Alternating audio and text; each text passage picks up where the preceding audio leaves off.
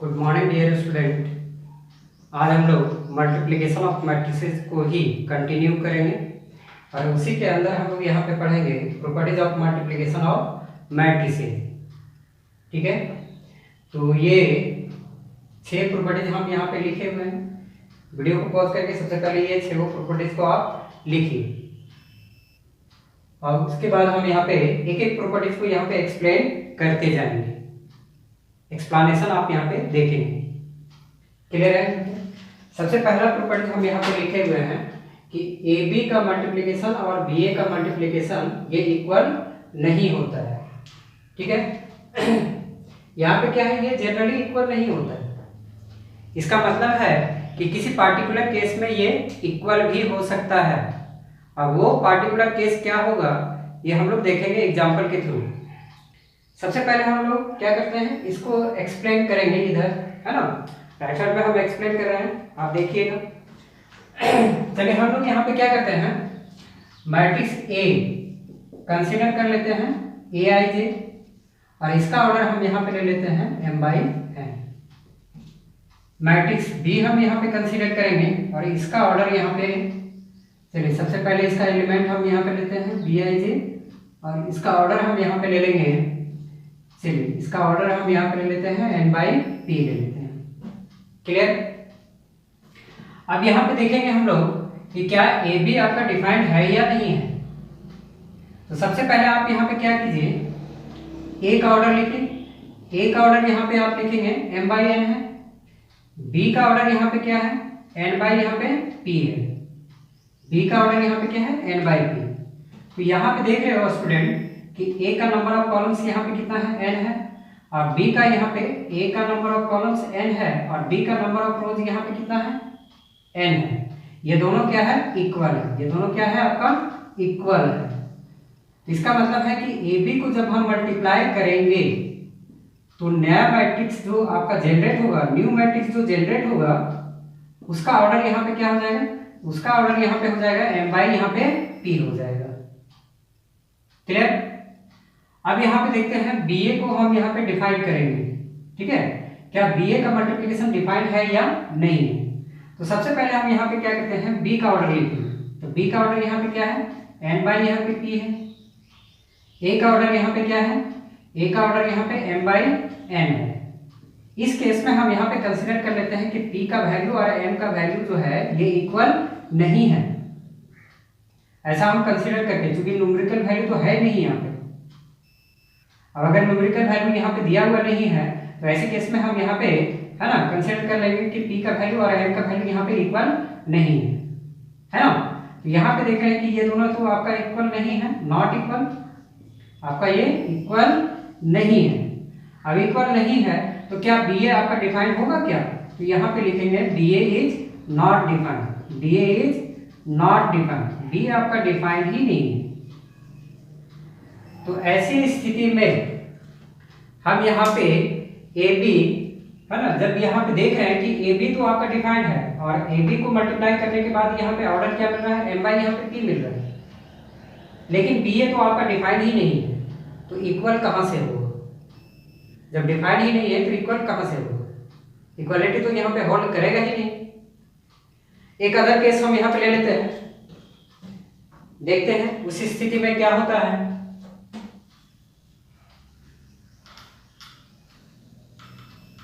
चलिए हम यहाँ पे न्यूमेरिकल वैल्यू, ऑर्डर का न्यूमेरिकल वैल्यू हम यहाँ पे ले लेते हैं और उसी के थ्रू आपको हम यहाँ पे समझाएंगे। चलिए ए का ऑर्डर हम यहाँ पे ले लेते हैं 3/3 और बी का भी ऑर्डर हम यहाँ पे ले लेते हैं 3/3। क्लियर है? ए का ऑर्डर हमने क्या ले लिया, 3/3, और बी का भी हम ऑर्डर यहाँ पे क्या ले रहे हैं, 3/3 ही ले रहे हैं। दोनों यहाँ पे क्या है, स्क्वायर मैट्रिक्स।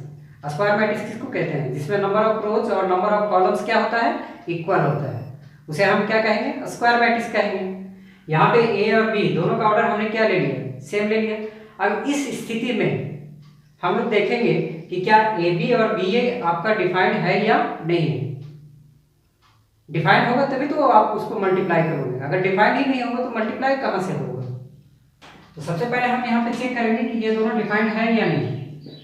ए का ऑर्डर हम यहाँ पे ले लेते हैं सॉरी यहाँ पे ऑलरेडी हम लिए हुए हैं। ए का ऑर्डर क्या है 3/3 और बी का ऑर्डर यहाँ पे क्या है 3/3 है।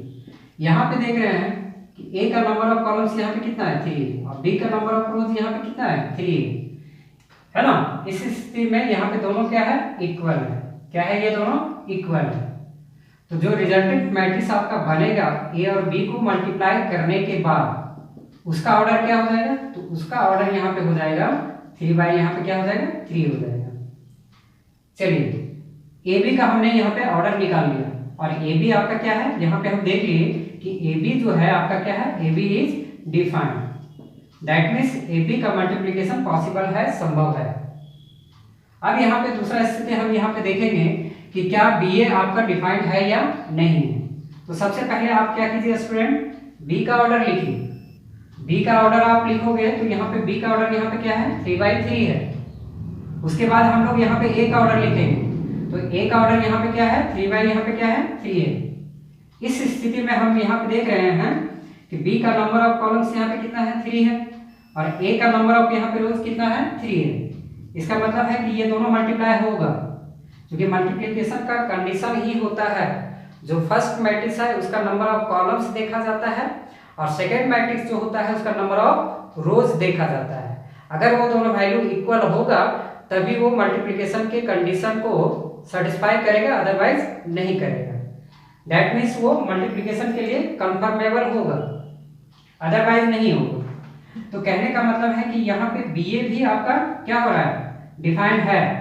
बी ए को आप मल्टीप्लाई कर सकते हैं। तो बी ए को मल्टीप्लाई करने के बाद जो नया मैट्रिक्स आपका बनेगा उसका ऑर्डर यहाँ पे क्या हो जाएगा, तो उसका ऑर्डर यहाँ पे क्या हो जाएगा, तो 3 यहाँ पे 3 हो जाएगा।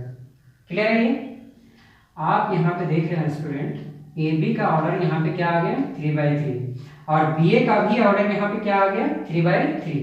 दोनों का तो ऑर्डर यहाँ पे क्या है सेम है। ऑर्डर क्या है यहाँ पे सेम है ना।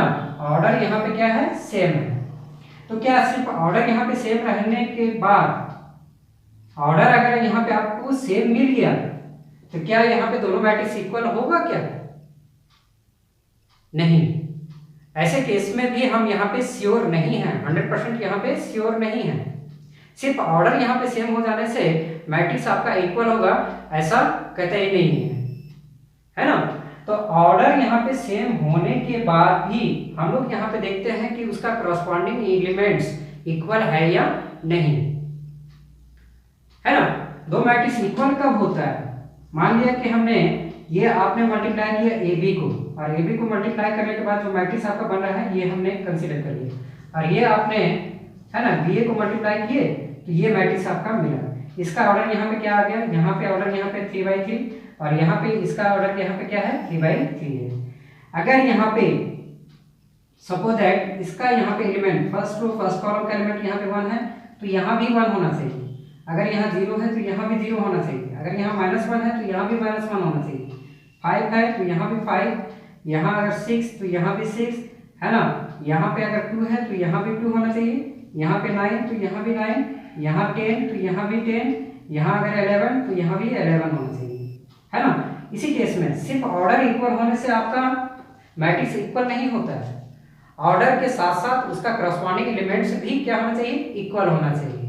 क्लियर है यहाँ पे, जो कि यहाँ पे दिख रहा है कि ये इसके साथ इक्वल है, ये इक्वल है ना। यहाँ पे भी ये क्या है इक्वल है। तो आप यहाँ पे देख रहे हो सिर्फ ऑर्डर यहाँ पे इक्वल रखने से बात नहीं बनता है। ऑर्डर के साथ साथ करस्पॉन्डिंग एलिमेंट्स भी क्या होना चाहिए इक्वल होना चाहिए, तभी वो मैट्रिक्स आपका क्या होगा इक्वल मैट्रिक्स होगा, अदरवाइज नहीं होगा। तो कोई भी दो मैट्रिक्स जो है आपका ये कॉम्यूटेटिव लॉ को होल्ड करेगा ये तभी है जब उसका ऑर्डर आपका क्या होगा सेम होगा और साथ ही साथ उसका करस्पॉन्डिंग एलिमेंट्स भी क्या होना चाहिए इक्वल होना चाहिए। क्लियर है ये। तो ये फर्स्ट का यहाँ पे एक्सप्लेनेशन हो गया है ना। तो चलो कहीं भी अगर आपको दिक्कत हो सबसे पहले वीडियो को पॉज करके आप इसे नोट करते जाना।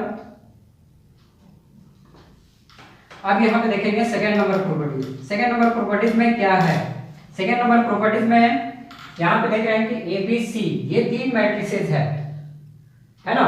यहाँ पे देख रहे हो कि बी सी जो है आपका क्या है एलएचएस में क्या है ब्रैकेट के अंदर है और ए यहाँ पे क्या है बाहर है ब्रैकेट के बाहर। तो सबसे पहले आपको क्या करना है, BC को मल्टीप्लाई करना है और BC का जो मल्टीप्लिकेशन का जो वैल्यू आएगा उससे आपको किससे मल्टीप्लाई करना है, इसको मल्टीप्लाई करने के बाद, है ना, किससे मल्टीप्लाई करना है, A से मल्टीप्लाई करना है। RHS में आपको क्या करना है, सबसे पहले AB को मल्टीप्लाई करना है और इसका मल्टीप्लिकेशन का जो रिजल्ट आएगा उसको किससे मल्टीप्लाई करोगे, C से मल्टीप्लाई करोगे। क्लियर है यहाँ पे? तो यहाँ पे देखना है कि ये दोनों स्थिति में इक्वल आता है या नहीं आता है। ठीक है, इसका मल्टीप्लिकेशन डिफाइंड होना चाहिए, तभी ये आपको क्या आएगा, इक्वल आएगा। कहने का मतलब है कि मल्टीप्लिकेशन ऑफ मैट्रिसेस में एसोसिएटिव लॉ को क्या करता है, ये होल्ड करता है, लेकिन कॉम्पिटिटिव लॉ को ये होल्ड नहीं करता है। यहाँ पे एसोसिएटिव लॉ फॉलो करता है लेकिन कॉम्पिटिटिव लॉ फॉलो जनरली नहीं करता है। ठीक है, तो अब हम लोग यहाँ पे देखेंगे कि ये आपका डिफाइंड है या नहीं। किस केस में, यहाँ पे हम लोग देख लेते हैं मैट्रिक्स ए हम यहाँ पे ले, चलिए हम यहाँ पे, है ना, सेकेंड नंबर प्रॉपर्टीज को एक्सप्लेन कर रहे हैं। एक यहाँ पे हम मैट्रिक्स ले लेते हैं ए, इसका एलिमेंट Aij, ऑर्डर हम ले लेते हैं m/n। बी मैट्रिक्स हम ले लेते हैं, इसका एलिमेंट स्मॉल b से रिप्रेजेंट कर रहे हैं, इसका ऑर्डर हम ले लेते हैं n/p। और सी मैट्रिक्स हम यहाँ पे ले लेते हैं, इसका एलिमेंट स्मॉल c से रिप्रेजेंट करेंगे, ये Cij हो जाएगा और इसका ऑर्डर हम ले लेते हैं p/q। ये तीन मैट्रिसेस हमने कंसीडर किया। ठीक है, ये एसोसिएटिव लॉ को होल्ड करेगा या नहीं करेगा, ये चीज हम लोग यहाँ पे चेक करेंगे। तो सबसे पहले इसका क्या होना चाहिए, मल्टीप्लिकेशन डिफाइन होना चाहिए। उसके बाद हम लोग यहाँ पे आगे का प्रोसेस यहाँ पे देखेंगे। तो सबसे पहले यहाँ पे देखो स्टूडेंट, क्या है, बी और सी जो है ये क्या है, ब्रैकेट के अंदर है। सबसे पहले बी और सी को मल्टीप्लाई करना है, पहले आपको ब्रैकेट का काम करना है और उसके बाद बी और सी का मल्टीप्लिकेशन का जो रिजल्ट आएगा उसको ए से मल्टीप्लाई करना है। तो चलिए यहाँ पे हम लोग देखेंगे बी का ऑर्डर यहाँ पे क्या है, तो बी का ऑर्डर यहाँ पे क्या है, n/, यहाँ पे क्या है, p। और सी का ऑर्डर यहाँ पे क्या है, तो सी का ऑर्डर यहाँ पे है p/, यहाँ पे क्या है, q है। आप देख रहे हो कि ये दोनों क्या है, इक्वल है। बी का नंबर ऑफ कॉलम्स और सी का नंबर ऑफ रोज ये क्या है, इक्वल है। इसका मतलब है कि बीसी का मल्टीप्लिकेशन डिफाइंड है, बीसी को आप मल्टीप्लाई कर सकते हो। तो बीसी को मल्टीप्लाई करने के बाद जो मैट्रिक्स आपका बनेगा उसका ऑर्डर यहाँ पे क्या आ जाएगा, n/, यहाँ पे क्या आ जाएगा, q आ जाएगा। उसका ऑर्डर यहाँ पे क्या हो जाएगा, n/, यहाँ पे q होगा। ठीक है, चलिए बीसी तो डिफाइंड हो गया। अब बीसी को किससे के साथ मल्टीप्लाई करना है, तो बीसी को यहाँ पे मल्टीप्लाई करना है ए के साथ। ठीक है, तो सबसे पहले आप यहाँ पे क्या करो, ए का ऑर्डर यहाँ पे लिखो। ए का ऑर्डर यहाँ पे क्या है, m/, यहाँ पे n है। अच्छा, BC को आपने मल्टीप्लाई किया तो इसका ऑर्डर क्या मिला है, n/, यहाँ पे क्या मिल गया है, q मिल गया है। यहाँ पे देख रहे हो कि A का नंबर ऑफ कॉलम्स n है और BC का नंबर ऑफ यहाँ पे रोज क्या है, n है। ये दोनों क्या है, इक्वल है। दोनों क्या है, ये इक्वल है। तो जो रिजल्टेंट मैट्रिक्स बनेगा ये है ना, तीनों को मल्टीप्लाई करने के बाद क्या बन जाएगा आपका, है ना, BC आपका ब्रैकेट के अंदर और यहाँ A आपका क्या है, बाहर है। तो मल्टीप्लाई करने के बाद जो मैट्रिक्स आपका बनेगा, न्यू मैट्रिक्स जो जनरेट होगा उसका ऑर्डर यहाँ पे क्या हो जाएगा, m/q आ जाएगा। ठीक है, इसका ऑर्डर यहाँ पे क्या आ गया, m/, यहाँ पे q आ गया। चलिए आप यहाँ पे देखेंगे RHS का हम यहाँ पे वर्क करेंगे। RHS भी आपका डिफाइंड है या नहीं डिफाइंड है, ये चीज चेक करेंगे। ठीक है, तो वीडियो को पॉज करके आप नोट करते जाना है। इसको रब कर देते हैं।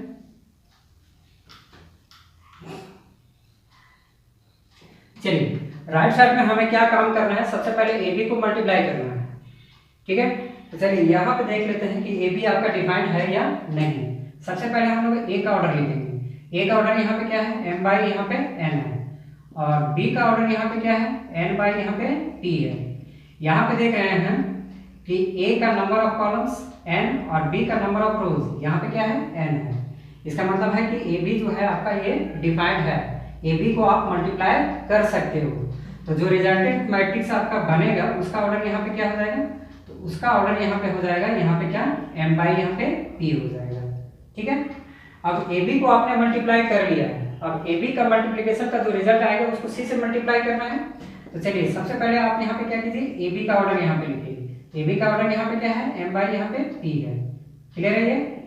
चलिए उसके बाद यहाँ पे देखिए सी का ऑर्डर यहाँ पे क्या है, तो सी का ऑर्डर यहाँ पे है पी बाई यहाँ पे क्या है, क्यू है। अब यहाँ पे आप देख सकते हो, है ना, ए बी का नंबर ऑफ यहाँ पे कॉलम्स कितना है, पी है, और सी का नंबर ऑफ यहाँ पे रोज कितना है, ये पी है। ये दोनों वैल्यू आपका क्या है, इक्वल है। क्या है ये, इक्वल है। तो यहाँ पे ए बी ब्रैकेट के अंदर और सी बाहर मल्टीप्लाई होने के बाद जो न्यू मैट्रिक्स आपका जनरेट होगा उसका ऑर्डर यहाँ पे क्या हो जाएगा, एम बाई यहाँ पे क्यू हो जाएगा, है ना। इस स्थिति में स्टूडेंट यहाँ पे देखो कि एलएचएस में जब आपने यहाँ पे वर्क किया था, एलएचएस में आप यहाँ पे क्या काम किए थे, सबसे पहले बीसी को मल्टीप्लाई किया और बीसी को मल्टीप्लाई करने के बाद ए से आपने मल्टीप्लाई किया और उसका ऑर्डर क्या मिला था, एम बाई यहाँ पे क्यू। और आर, है ना, आरएचएस में भी आपका क्या आ रहा है, ऑर्डर यहाँ पे क्या आ रहा है, एम बाई यहाँ पे क्यू। तो यहाँ पे आप देख रहे हो कि ये दोनों का ऑर्डर यहाँ पे क्या आ रहा है, एलएचएस में जो मैट्रिक्स आपको मिल रहा है और आरएचएस में जो आपका मैट्रिक्स है ना, मैट्रिक्स आपका मिल रहा है, दोनों का ऑर्डर यहाँ पे क्या आ रहा है, सेम आ रहा है। ठीक है, ऑर्डर यहाँ पे सेम आ रहा है, तो कहने का मतलब है कि मल्टीप्लिकेशन तो यहाँ पे डिफाइंड है और यहाँ पे ऑर्डर भी आपका क्या आ रहा है, सेम आ रहा है। साथ ही साथ आप यहाँ पे देखना कि उसका करस्पॉन्डिंग एलिमेंट्स भी क्या आएगा, इक्वल आएगा। एग्जाम्पल के थ्रू हम लोग उसको देखेंगे। क्लियर? चलिए थर्ड नंबर यहाँ पे प्रोपर्टीज क्या है, तो थर्ड नंबर यहाँ पे प्रोपर्टीज है क्या है, मैट्रिक्स यहाँ पे ए लिए हुए हैं और यहाँ पे क्या है, आई है। आई यहाँ पे किसको रिप्रेजेंट कर रहा है, आई रिप्रेजेंट कर रहा है आइडेंटिटी मैट्रिक्स को। अब यहाँ पे आइडेंटिटी मैट्रिक्स कहते किसको हैं, what do you mean by identity matrix. तो आइडेंटिटी मैट्रिक्स क्या होता है, एक स्क्वायर मैट्रिक्स होता है जिसका डायगोनल एलिमेंट्स आपका 1 होता है और नॉन डायगोनल एलिमेंट्स क्या होता है, 0 होता है। जैसे आप यहाँ पे देखेंगे 1 0, यहाँ पे 0 और ये 1 हमने लिख दिया, है ना। इसको हम लोग क्या कहेंगे, आइडेंटिटी मैट्रिक्स कहेंगे। ये क्या है, इसमें यहाँ पे देखो कितना रो है, तो 2 रो है। इसमें रो की संख्या कितना है, ये R1 हो गया, ये क्या है R2 हो गया। रो की संख्या यहाँ पे 2 है, कॉलम की संख्या भी यहाँ पे कितना है, 2 ही है। कॉलम भी आपका यहाँ पे कितना है, 2 है। दैट मीन्स इसका ऑर्डर यहाँ पे क्या हो जाएगा, 2 बाई यहाँ पे क्या हो जाएगा, 2 हो जाएगा, है ना। अब इस मैट्रिक्स को हम यहाँ पे रिप्रेजेंट करते हैं किससे, आई से रिप्रेजेंट करते हैं। क्योंकि यहाँ पे देख रहे हो कि ये इसे हम लोग क्या कहते हैं, डायगोनल एलिमेंट। क्या बोलते हैं इसको, डायगोनल एलिमेंट यहाँ पे इसको कहते हैं। और ये डायगोनल के अलावा यहाँ पे जो एलिमेंट्स है आपका ये, है ना, इसको हम लोग क्या कहते हैं, नॉन डायगोनल एलिमेंट कहते हैं। तो डायगोनल के अलावा क्या है, डायगोनल के अलावा यहाँ पे 1 1 है और नॉन डायगोनल में क्या है, 0 है। तो इस special type of square matrix को हम लोग क्या कहते हैं, आइडेंटिटी मैट्रिक्स कहते हैं। अब यहाँ पे देखो इसका ऑर्डर यहाँ पे क्या है, 2 बाई यहाँ पे 2 है। तो यहाँ पे हम लोग क्या करते हैं, है ना, इसको आई से ना रिप्रेजेंट करके I2 भी लिखेंगे तो भी मेरा यहाँ पे चलेगा। इसका मतलब क्या है, आइडेंटिटी मैट्रिक्स ऑफ ऑर्डर यहाँ पे क्या हो जाएगा, ये 2 हो जाएगा। यहाँ 2 बाई 2 लिखने का जरूरत नहीं है, वरना सिर्फ यहाँ पे क्या लिख दो, 2 लिख दो, है ना। किसी भी स्क्वायर मैट्रिक्स में, स्क्वायर मैट्रिक्स अगर उसका ऑर्डर यहाँ पे n बाई n है तो डायरेक्ट वहां पे आप लिखे स्क्वायर मैट्रिक्स ऑफ ऑर्डर, यहाँ पे क्या लिख देंगे, n लिखेंगे, आपका बात बन जाएगा। क्लियर है ये? चलिए अब यहाँ पे देख सकते हैं, तो ये क्या है, आइडेंटिटी मैट्रिक्स ऑफ ऑर्डर यहाँ पे 2 हो गया। इसी तरह से हम लोग यहाँ पे ले सकते हैं 1 0 0, यहाँ पे 0 1 और यहाँ पे 0 0 0 और ये 1। यहाँ पे देख रहे हैं नंबर ऑफ रोज कितना है, 3 है। नंबर ऑफ यहाँ पे कॉलम्स कितना है, ये 3 है ना। तो ये 3 बाई 3 ऑर्डर का ये क्या है, आइडेंटिटी मैट्रिक्स है। इसको हम यहाँ पे रिप्रेजेंट करेंगे I3 से रिप्रेजेंट करेंगे, है ना। इसका मतलब है कि ये क्या है, आइडेंटिटी मैट्रिक्स ऑफ ऑर्डर यहाँ पे क्या है, 3 है। क्लियर? चलिए आपको क्या करना है, मैट्रिक्स ए को मल्टीप्लाई करना है किसके साथ, आइडेंटिटी मैट्रिक्स के साथ। या तो आइडेंटिटी मैट्रिक्स को मल्टीप्लाई करना है मैट्रिक्स ए के साथ, और हमेशा तो इसका रिजल्ट जो मिलेगा वो किसके इक्वल आएगा, तो मैट्रिक्स ए के इक्वल आएगा। हमेशा यहाँ पे देखना कि गिवन मैट्रिक्स के इक्वल आएगा। कभी भी किसी भी मैट्रिक्स को आप यहाँ पे मल्टीप्लाई कर दो किसके साथ, आइडेंटिटी मैट्रिक्स के साथ। लेकिन एक चीज यहाँ पे ध्यान रखना है कि उसका मल्टीप्लिकेशन डिफाइंड होना चाहिए। अगर डिफाइंड है तभी मल्टीप्लाई करेंगे, अगर डिफाइंड ही नहीं होगा, मल्टीप्लिकेशन के कंडीशन को वो सेटिस्फाई ही नहीं करेगा, तो हम मल्टीप्लाई कहाँ से कर सकते हैं। अब इस स्थिति में यहाँ पे देखिए मैट्रिक्स ए का तो हम यहाँ पे ऑर्डर नहीं लिखे हुए, लेकिन आइडेंटिटी मैट्रिक्स का ऑर्डर यहाँ पे क्या है, n है। दैट मींस इसका ऑर्डर यहाँ पे क्या हो जाएगा, n/n। लेकिन यहाँ पे हमने a का ऑर्डर यहाँ पे शो नहीं किया, तो a यहाँ पे किसी भी ऑर्डर का यहाँ पे हो सकता है, n/n ऑर्डर का भी हो सकता है, स्क्वायर मैट्रिक्स भी हो सकता है, या वो रेक्टेंगुलर मैट्रिक्स भी हो सकता है। तो हम लोग यहाँ पे देखेंगे स्टूडेंट, अगर यहाँ पे सपोज दैट हम यहाँ पे मान लेते हैं कि मैट्रिक्स ए जो हमने लिया है Aij, इसका ऑर्डर यहाँ पे क्या है, n/n है, और जो आपने आइडेंटिटी मैट्रिक्स लिया है इसका भी ऑर्डर यहाँ पे क्या है, n/n। तो देखते हैं कि इसका मल्टीप्लिकेशन ये डिफाइंड है या नहीं है। तो सबसे पहले यहाँ a का ऑर्डर लिखिए n/n, और i का ऑर्डर यहाँ पे लिखिए, आइडेंटिटी मैट्रिक्स का ऑर्डर लिखिए, इसका भी ऑर्डर यहाँ पे क्या है, n/n है। इसका नंबर ऑफ कॉलम n, इसका नंबर ऑफ रोज क्या है, n है। ये दोनों क्या है, इक्वल है। तो ये दोनों को मल्टीप्लाई करने के बाद जो रिजल्टेंट आपका मैट्रिक्स बनेगा उसका ऑर्डर यहाँ पे क्या हो जाएगा, n/n हो जाएगा। ठीक है, अब यहाँ पे देख रहे हो i यहाँ पे पहले है और a क्या है, बाद में है। तो सबसे पहले यहाँ पे i का ऑर्डर लिखो, i का ऑर्डर यहाँ पे क्या है, n/n, और a का ऑर्डर यहाँ पे क्या हो जाएगा, n/यहाँ पे n हो जाएगा। चलिए, तो in इंटू यहाँ पे a, ये दोनों तो आपका इक्वल है, तो रिजल्टेंट मैट्रिक्स जो बनेगा उसका ऑर्डर यहाँ पे क्या हो जाएगा, n/n हो जाएगा। और यहाँ पे a का भी ऑर्डर आप यहाँ पे क्या लिए हुए हैं, n/n लिए हुए हैं। ठीक है, तो जब भी है ना कोई अगर यहाँ पे मैट्रिक्स अगर a स्क्वायर मैट्रिक्स है और इसको आप यहाँ पे मल्टीप्लाई कर रहे हो किसके साथ, आइडेंटिटी मैट्रिक्स के साथ अगर मल्टीप्लाई कर रहे हैं, तो हमेशा जो रिजल्ट आएगा इसको जब आप मल्टीप्लाई करेंगे, है ना, ये दोनों को जब आप मल्टीप्लाई करेंगे, है ना, मल्टीप्लाई करने के बाद ये किसके बराबर आएगा, मैट्रिक्स a के इक्वल आएगा। यहाँ भी जब ये दोनों मल्टीप्लाई होगा तो ये किसके इक्वल आ जाएगा, a के इक्वल आ जाएगा। चलिए हम एक एग्जांपल के साथ, है ना, इसको समझेंगे, एग्जांपल के थ्रू इसको समझेंगे। मैट्रिक्स a बराबर हम यहाँ पे ले लेते हैं 1 2 3, है ना, यहाँ पे ले लेते हैं 0। चलिए ये हमने ले लिया ये है ना, मैट्रिक्स यहाँ पे a लिया हमने, ये किस ऑर्डर का है, यहाँ पे 2/2 ऑर्डर का। आइडेंटिटी मैट्रिक्स भी हम 2/2 ऑर्डर का कंसीडर कर लेंगे। 1 0 यहाँ पे क्या हो जाएगा, 0। अब यहाँ पे ये दोनों को मल्टीप्लाई करेंगे, है ना, a इंटू यहाँ पे i। चलिए मल्टीप्लाई कीजिए, 1 3 यहाँ पे पहले दोनों को तो यहाँ पे लिख लीजिए, ये हो गया 1 0, यहाँ पे 0 और ये 1 हो गया। क्लियर। चलिए first row first column multiplication आपको हम बताए हुए हैं। अगर कहीं भी दिक्कत हो तो मेरा जो जितना भी हम पीछे जो वीडियो अपलोड किए हुए हैं, 4 वीडियो अपलोड किया गया है, उसको आप जरूर देखेंगे। मल्टीप्लिकेशन में कहीं भी अगर आपको दिक्कत होता है तो सबसे पहले यहाँ पे स्टूडेंट आपको करना क्या है, मल्टीप्लाई आप कैसे करते हैं। तो फर्स्ट मैट्रिक्स का प्रत्येक रो सेकंड मैट्रिक्स के प्रत्येक कॉलम से क्या होगा, मल्टीप्लाई होगा 1/1। ठीक है, पहले हम लोग यहाँ पे क्या करेंगे, इसका फर्स्ट कॉलम का एलिमेंट यहाँ पे देखो क्या है, सॉरी फर्स्ट रो का एलिमेंट क्या है, 1 और 2 है। इसका फर्स्ट कॉलम यहाँ पे क्या है ना, एलिमेंट यहाँ पे क्या है, 1 और 0 है। तो यहाँ पे सबसे पहले फर्स्ट रो और फर्स्ट कॉलम मल्टीप्लाई होगा। अब मल्टीप्लाई हम लोग करेंगे कैसे, तो सीधे क्या कीजिए, ये दोनों नंबर को उठाइए, इस पे रखिए, इसका करस्पॉन्डिंग एलिमेंट मल्टीप्लाई होगा। 1 मल्टीप्लाई होगा 1 से, 2 मल्टीप्लाई होगा 0 के साथ। तो कहने का मतलब है यहाँ पे क्या बन जाएगा, 1 मल्टीप्लाई होगा किसके साथ, 1 के साथ। चलिए यहाँ पे हम लिख देते हैं, सही से लिखिएगा।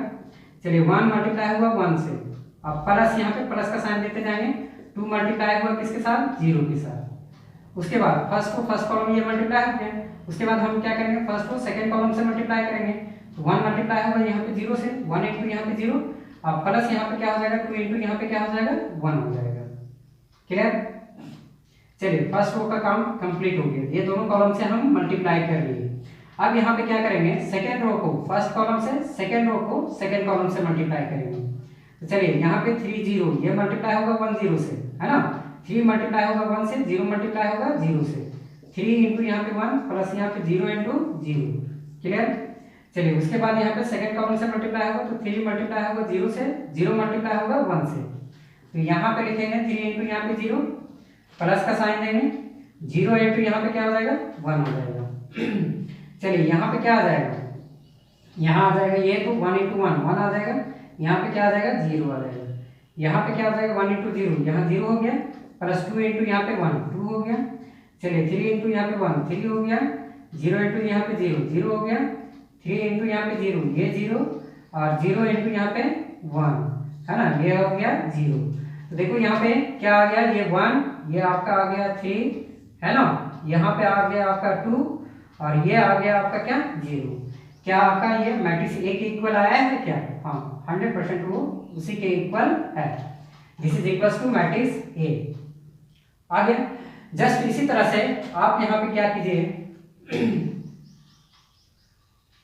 चलिए इसको हम रख करते हैं। अगर आपको नोट करना हो तो वीडियो को पॉज करके नोट करते जाइएगा।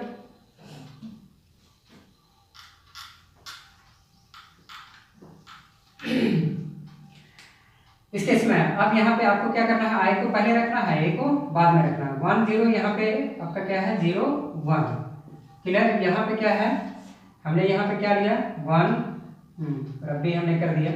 तो खैर जो भी यहाँ पे है ना 1 3 यहाँ पे 2 0 है ना, देख लीजिएगा जो हमने लिया क्लियर।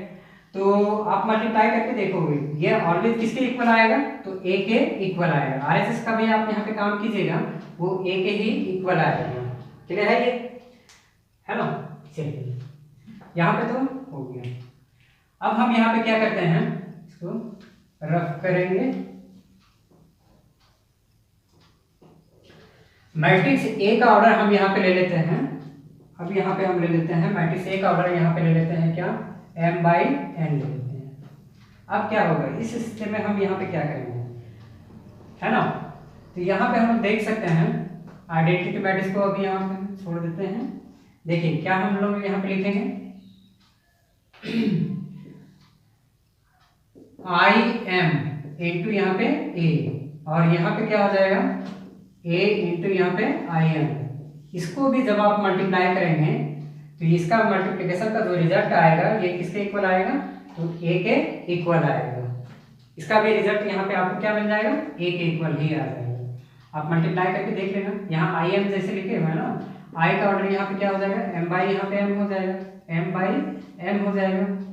और यहाँ a का ऑर्डर यहाँ पे क्या है, a का ऑर्डर है m बाई n। ठीक है, यहाँ पे देख रहे हो कि ये दोनों क्या है इक्वल है, इसका मल्टीप्लिकेशन क्या हो जाएगा डिफाइंड होगा। ठीक है, तो यहाँ पे आई एम इंटू यहाँ पे a, इसका ऑर्डर यहाँ पे क्या हो जाएगा m बाई n आ जाएगा। अब यहाँ पे देख रहे हैं इस केस में क्या है, a का ऑर्डर लिखिए, क्या ये दोनों डिफाइंड है या नहीं, तो a का ऑर्डर यहाँ पे क्या है m बाई n है। और आइडेंटिटी मैट्रिक्स का ऑर्डर यहाँ पे क्या हो जाएगा, आइडेंटिटी मैट्रिक्स का ऑर्डर यहाँ पे क्या है n बाई n है। ठीक है, ये दोनों क्या है इक्वल है। तो रिजल्टेंट मैट्रिक्स जो बनेगा उसका ऑर्डर यहाँ पे क्या हो जाएगा, तो उसका ऑर्डर यहाँ पे हो जाएगा m बाई यहाँ पे क्या हो जाएगा n हो जाएगा। क्लियर है। यहाँ पे दोनों केस में यहाँ पे देखें, यहाँ भी ऑर्डर आपको क्या मिल रहा है m बाई n मिल रहा है, यहाँ भी ऑर्डर आपको क्या मिल रहा है m बाई n ही मिल रहा है। दोनों स्थिति में ऑर्डर तो यहाँ पे सेम आ रहा है ना। जब ये दोनों को मल्टीप्लाई करेंगे यहाँ भी इसके मल्टीप्लिकेशन का रिजल्ट किसके इक्वल आएगा, a के इक्वल आएगा। यहाँ भी जब दोनों को मल्टीप्लाई करेंगे इसका भी रिजल्ट जो है ये किसके इक्वल आएगा, a के इक्वल आएगा। क्लियर। तो कभी भी किसी भी मैट्रिक्स को, आइडेंटिटी मैट्रिक्स को जब आप मल्टीप्लाई करेंगे गिवन मैट्रिक्स के साथ तो वो किसके इक्वल आएगा, गिवन मैट्रिक्स के इक्वल आ जाएगा। क्लियर है स्टूडेंट। चलिए ये भी 3rd नंबर प्रॉपर्टीज आपका एक्सप्लेन यहाँ पे हम कर दिए हैं। 4th नंबर यहाँ पे प्रॉपर्टीज यहाँ पे देखेंगे। 4th नंबर प्रॉपर्टी क्या है यहाँ पे है ना, 4th नंबर प्रॉपर्टीज है यहाँ पे बी और सी, यहाँ पे देख रहे हो ब्रैकेट के अंदर है, ब्रैकेट के अंदर है। इस दोनों को क्या करना है, ऐड करना है सबसे पहले, और ये दोनों का एडिशन का जो रिजल्ट आएगा उसको एक के साथ क्या करना है मल्टीप्लाई करना है। और आरएचएस में आपको क्या करना है, ए बी को मल्टीप्लाई करना है, एसी को मल्टीप्लाई करना है, और देन आपका दोनों के क्या कर देना है ऐड कर देना है, फिर दोनों को ऐड करना है। इसे हम कहते हैं है ना मल्टीप्लिकेशन, है ना डिस्ट्रीब्यूटिव लॉ, है ना डिस्ट्रीब्यूटिव लॉ इसको हम लोग कहते हैं। तो डिस्ट्रीब्यूटिव लॉ जो ये होल्ड कर रहा है, ये किस पे होल्ड कर रहा है, एडिशन पे होल्ड कर रहा है, एडिशन ऑफ मैट्रिसेस पे होल्ड कर रहा है। ठीक है, तो जनरली इस केस में आपका क्या होता है, मल्टीप्लिकेशन जो होता है ये डिस्ट्रीब्यूटिव लॉ के कंडीशन को फॉलो करता है। ठीक है, यहाँ पे देखते हैं इस केस में हम यहाँ पे देखेंगे। चलिए हम यहाँ पे क्या करेंगे, मैट्रिक्स ए बराबर कौन सा, ये 4th नंबर प्रॉपर्टीज है ना। चलिए यहाँ पे हम क्या करते हैं, मैट्रिक्स ए बराबर कंसीडर कर लेते हैं, इसका एलिमेंट ले लेते हैं ए आई जे। ऑर्डर यहाँ पे क्या हो जाएगा, इसका ऑर्डर हम यहाँ पे ले लेते हैं m by n। Matrix B element यहाँ पे स्मॉल b से रिप्रेजेंट करेंगे, इसका ऑर्डर हम ले लेते हैं n बाई p ले लेते हैं। और एक मैट्रिक्स हम यहाँ पे c लेते हैं, इसका ऑर्डर हम यहाँ पे ले लेते हैं, इसका भी ऑर्डर हम यहाँ पे क्या ले लेंगे, n बाई p ले लेंगे। ठीक है, अब देखिए LHS में आपको क्या काम करना है, सबसे पहले b और c को ऐड करना है। तो b और c को ऐड करना है तो b का यहाँ पे देखो ऑर्डर क्या है, n बाई p, और c का भी ऑर्डर क्या है, n बाई p है। किसी भी दो मैट्रिक्स या दो से अधिक मैट्रिक्स को जब भी आपको ऐड करना है तो उसका ऑर्डर क्या होना चाहिए, सेम होना चाहिए। एडिशन और सब्ट्रैक्शन के लिए कंडीशन क्या होता है, कंडीशन होता है उसका ऑर्डर क्या होना चाहिए, सेम होना चाहिए। ऑर्डर जब सेम रहेगा तभी आप उसको ऐड कर सकते हो और सब्ट्रैक्ट कर सकते हो। अगर ऑर्डर सेम नहीं रहा तो ना ही आप उसको ऐड कर सकते हो और ना ही आप उसको सब्ट्रैक्ट कर सकते हो। ठीक है, ये हुआ आपका एडिशन का कंडीशन। ठीक, तो यहाँ पे b और c को सबसे पहले क्या करना है, ब्रैकेट का काम करना है। तो b और c को जब आप ऐड करेंगे, b और c को जब आप ऐड करेंगे तो उसका एडिशन का जो रिजल्ट आएगा, जो मैट्रिक्स आपको मिलेगा, उसका ऑर्डर यहाँ पे क्या हो जाएगा, n बाई यहाँ पे p हो जाएगा।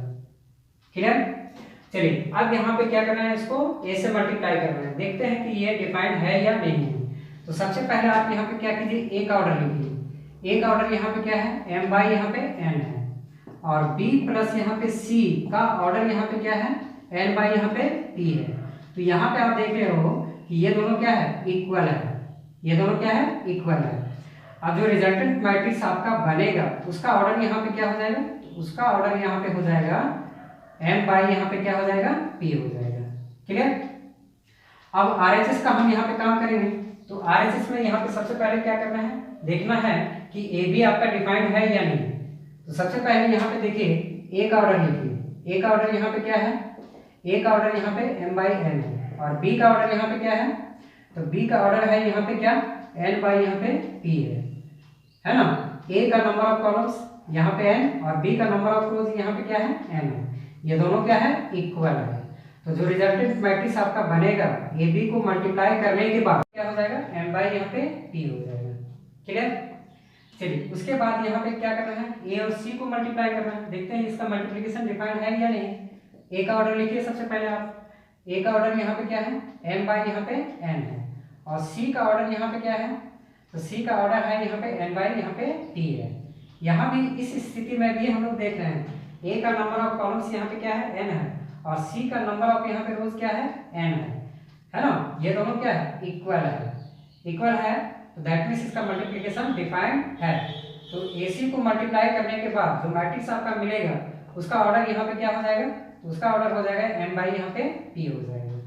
अब क्या करना है स्टूडेंट, यहाँ पे देखो AB को आपने मल्टीप्लाई किया, इसका ऑर्डर यहाँ पे क्या आ गया, m बाई यहाँ पे p आ गया, और यहाँ पे AC को भी आपने मल्टीप्लाई किया, इसका भी ऑर्डर यहाँ पे क्या आ गया, m बाई यहाँ पे p आ गया।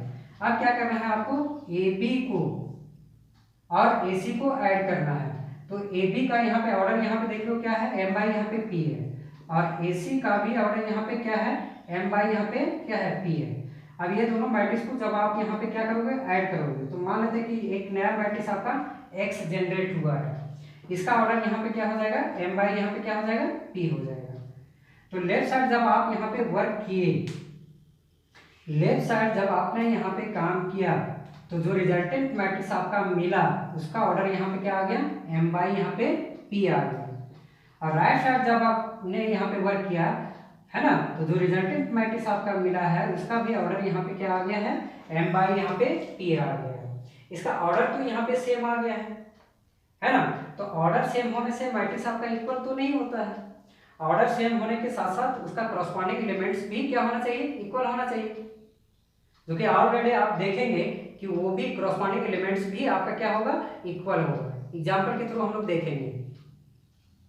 प्रॉपर्टीज पे सारे बुक्स में क्वेश्चन रहता है, कोई भी बुक आप उठा लो, एनसीईआरटी ले लीजिए, एनसीईआरटी एग्जाम्पलर ले लीजिए, या आप आर डी शर्मा का बुक ले लो, आर एस अग्रवाल का बुक ले लो, केसी सिन्हा का बुक ले लो, सारे बुक्स में आप देखेंगे कि प्रॉपर्टीज पे आपका बेस्ट क्वेश्चन रहता है और क्वेश्चन आपको मिलेगा। ये प्रॉपर्टीज हम यहाँ पे कंप्लीट करने के बाद आपको, है ना, उस क्वेश्चन पे आपको प्रैक्टिस करवाएंगे। क्लियर? तो वीडियो को पॉज करके आप नोट करते जाएंगे। 5 नंबर प्रॉपर्टीज हमें यहाँ पे देखना है। 5 नंबर प्रॉपर्टीज में यहाँ पे क्या है, हमने यहाँ पे लिया मैट्रिक्स यहाँ पे ए और इसको मल्टीप्लाई कर रहे हैं किससे, 0 से। यहाँ 0 नहीं है, इसको कंसीडर करना है, ये 0 नहीं है, ये क्या है आपका नल मैट्रिक्स है ना, नल मैट्रिक्स है, जिसको हम यहाँ पे रिप्रेजेंट कर रहे हैं बोल्ड लेटर ऑफ ओ से रिप्रेजेंट कर रहे हैं। ठीक है, तो किसी भी मैट्रिक्स को आप 0 मैट्रिक्स से मल्टीप्लाई करेंगे या 0 मैट्रिक्स को आप यहाँ पे मल्टीप्लाई कर रहे हो किसके साथ, ए के साथ, हमेशा आपको क्या मिलेगा, तो एक आपको 0 मैट्रिक्स ही मिलेगा। क्लियर? अच्छा, अब प्रॉपर्टी नंबर आप यहाँ पे 6 आ जाएंगे। देखिए यहाँ पे मैट्रिक्स यहाँ पे क्या है, ए है और इसको मल्टीप्लाई कर रहे हैं आप किसके साथ, बी के साथ। ये दोनों का मल्टीप्लिकेशन का रिजल्ट जो है ये किसके बराबर है, 0 मैट्रिक्स के इक्वल है। ठीक है, तो किस किस केस में ये आपका 0 मैट्रिक्स के इक्वल आएगा। स्टूडेंट हम लोग यहाँ पे देखते हैं अलजेब्रा के अंदर, यहाँ पे हम लोग देखते हैं कि कोई भी दो टर्म या कोई भी दो नंबर, है ना, दो टर्म आप यहाँ पे लेते हो, जैसे सपोज दैट हमने ले लिया ए बी और इसका रिजल्ट यहाँ पे क्या है, ए बी का मल्टीप्लिकेशन का रिजल्ट यहाँ पे क्या है, 0 है। तो यहाँ से हम लोग क्या समझते हैं, क्या देखते हैं, इसके अंदर क्या क्या हो सकता है, क्या क्या पॉसिबिलिटी यहाँ पे बन सकता है। तो पॉसिबिलिटी यहाँ पे क्या हो सकता है, हम क्या सोच सकते हैं यहाँ पे, तो अगर यहाँ a का वैल्यू 0 रहा तो भी यहाँ पे ए बी का मल्टीप्लिकेशन का वैल्यू क्या मिलेगा, 0 मिलेगा। या ऐसा हो सकता है कि b का वैल्यू यहाँ पे क्या हो, 0 हो, तो भी ये दोनों को जब आप मल्टीप्लाई करेंगे तो आपको क्या मिलेगा, 0 मिलेगा। या ऐसा हो सकता है कि a का भी वैल्यू और b का भी वैल्यू क्या हो, 0 हो। इस कंडीशन में भी ए बी का मल्टीप्लिकेशन का रिजल्ट यहाँ पे क्या आएगा, 0 आएगा। तो हर स्थिति में यहाँ पे आपको क्या मिल रहा है, जब a आपका 0 है तो ए बी का मल्टीप्लिकेशन का रिजल्ट 0 मिला, b जब आपका 0 है तो ए बी का मल्टीप्लिकेशन का रिजल्ट क्या आया, 0 आया। और दोनों का वैल्यू जब 0 है तो भी इसका रिजल्ट क्या आया, 0 के बराबर आया। क्या ऐसा भी स्थिति संभव है क्या कि a आपने लिया नॉट इक्वल टू 0 एंड यहाँ पे आप ले रहे हो b नॉट इक्वल टू यहाँ पे 0 ले रहे हो, क्या ये दोनों का मल्टीप्लिकेशन ये आपका 0 के बराबर आएगा क्या? तो ऐसा पॉसिबिलिटी यहाँ पे संभव नहीं है। लेकिन इस केस में यहाँ पे हम मैट्रिक्स के अंदर यहाँ पे हम देख रहे हैं कि जब आपने मैट्रिक्स ए बराबर आपने क्या लिया, 0 मैट्रिक्स लिया, तो ये दोनों को जब आप मल्टीप्लाई करोगे तो किसके बराबर आएगा, ये 0 मैट्रिक्स के बराबर आएगा। अगर आपने b बराबर आपने 0 मैट्रिक्स ले लिया, इस कंडीशन में भी ये दोनों का मल्टीप्लिकेशन किसके बराबर आएगा, तो 0 मैट्रिक्स के बराबर आएगा। ऐसा भी हो सकता है कि आपने मैट्रिक्स ए और मैट्रिक्स बी ये दोनों मैट्रिक्स को आपने क्या ले लिया, 0 मैट्रिक्स ले लिया, है ना। 0 मैट्रिक्स कहते हैं किसको है, जिसका सारा एलिमेंट्स क्या हो, 0, टोटल एलिमेंट्स आपका 0, उसे हम लोग क्या कहेंगे, 0 मैट्रिक्स कहेंगे। इस कंडीशन में भी ए बी का मल्टीप्लिकेशन का रिजल्ट यहाँ पे क्या मिल रहा है, 0 के इक्वल आ रहा है ना। ऐसा यहाँ पे देखो क्या होगा कि मैट्रिक्स ए आप 0 मैट्रिक्स नहीं ले रहे हैं, ये क्या है, नॉन 0 मैट्रिक्स है, बी भी आपका क्या है, नॉन 0 मैट्रिक्स है, लेकिन यहाँ पे ये दोनों का मल्टीप्लिकेशन का रिजल्ट आपको क्या मिल रहा है, 0 मैट्रिक्स के इक्वल आ रहा है। ये कैसे संभव है, तो यहाँ एग्जाम्पल के थ्रू यहाँ पे देखिए, है ना। फर्स्ट नंबर एग्जाम्पल हम यहाँ पे लिए हैं, देख रहे हैं मैट्रिक्स ए बराबर यहाँ पे फर्स्ट कॉलम का एलिमेंट क्या है, 1 0 0 0 है ना। क्या ये 0 मैट्रिक्स है क्या, नहीं है, क्योंकि यहाँ इसका एक एलिमेंट यहाँ पे क्या है, 1 है ना। 0 मैट्रिक्स ये कब होगा, जब इसका सारा एलिमेंट्स आपका क्या हो जाए, 0 हो जाए। सेकेंड हम यहाँ पे लिए मैट्रिक्स बी बराबर यहाँ पे, ये भी आपका क्या है, नॉन 0 मैट्रिक्स है। अब यहाँ पे ये दोनों को आप मल्टीप्लाई कीजिए तो इसका मल्टीप्लिकेशन का जो रिजल्ट आएगा ये किसके बराबर आएगा, 0 मैट्रिक्स के बराबर आएगा। सेकेंड एग्जाम्पल में यहाँ पे मैट्रिक्स ए भी आपका नॉन 0 है, मैट्रिक्स यहाँ पे बी भी क्या है, आपका नॉन 0 मैट्रिक्स है, ठीक है। लेकिन जब आप यहाँ पे ये दोनों को मल्टीप्लाई कर रहे हो तो इसका रिजल्ट क्या मिल रहा है आपको, एक 0 मैट्रिक्स आ रहा है। क्लियर है। तो यहाँ पे आप देख रहे हैं कि ए जब जीरो मैट्रिक्स है, इस कंडीशन में ये दोनों का मल्टीप्लिकेशन का रिजल्ट क्या है, जीरो है। इस स्थिति में भी आपको क्या मिल रहा है, जीरो मैट्रिक्स के इक्वल आ रहा है। तो यहाँ पे कोई जरूरी नहीं है कि जब ए जीरो मैट्रिक्स हो, बी जीरो मैट्रिक्स है, ठीक है, तभी ये दोनों का मल्टीप्लिकेशन जो है ये जीरो मैट्रिक्स के इक्वल आएगा, ऐसा यहाँ पे है ना, नहीं है। ठीक है, अगर ए नॉन जीरो है, बी नॉन जीरो है, फिर भी वो दोनों का मल्टीप्लिकेशन किसके बराबर आएगा, जीरो मैट्रिक्स के इक्वल।